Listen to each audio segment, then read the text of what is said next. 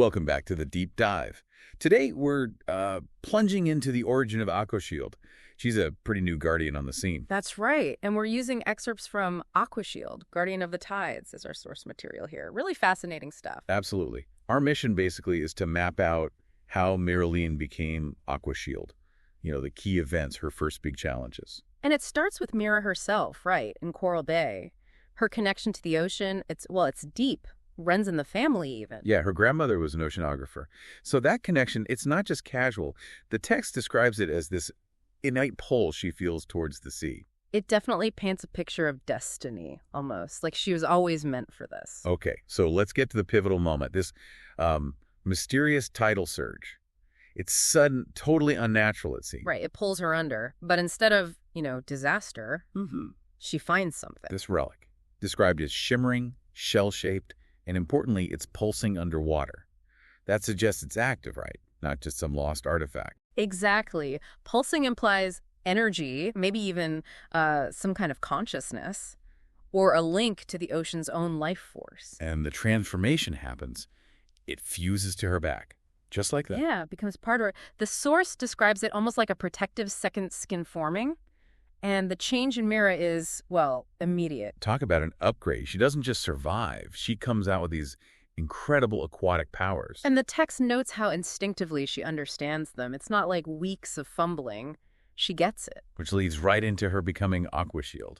It's a really swift emergence, isn't it? Yeah. Less learning curve, more stepping up. Definitely. The excerpts detail her summoning water jets, focused streams of water, forming blades out of water, too. Aquatic blades, yeah. And shields, powerful ones. Right. And her look changes, too. This flowing blue armor appears, complete with fins, and that shell relic becomes this distinctive shield on her back. It really visually connects her to the sea. So she has the power, she has the look. Yeah. What's next? Right. Action, right? Right. Her first real public act is dealing with this oil spill back in Coral Bay, and it wasn't an accident. No, the text calls it industrial sabotage.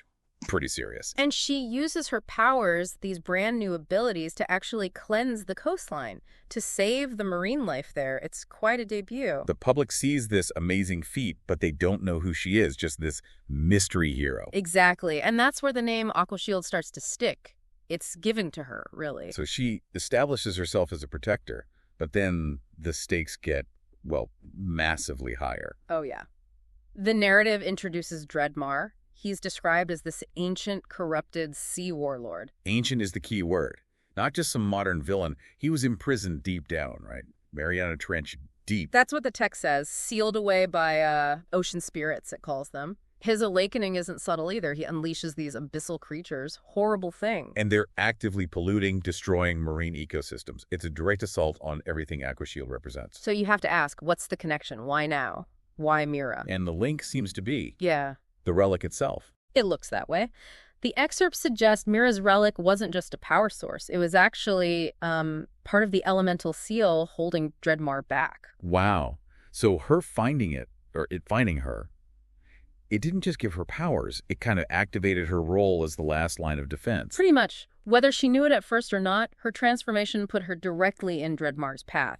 She's the key to keeping him contained, or perhaps resealing him. Okay, let's recap quickly. We've got Mira, deeply connected to the ocean. She gets accidentally empowered by this ancient, powerful relic. Makes a heroic debut as Aquashield. Only to find out she's now facing this immense, ancient threat, Dreadmar, who's directly linked to her own power source. It all funnels towards this confrontation. Which happens near the Blue Heart Reef, according to the source. Yeah. A major clash. A huge battle. Her control over water against his, dark, abyssal energy. The text mentions a really cool moment where she channels the ocean spirits, maybe the same ones who imprisoned him. Through the relic. Yeah.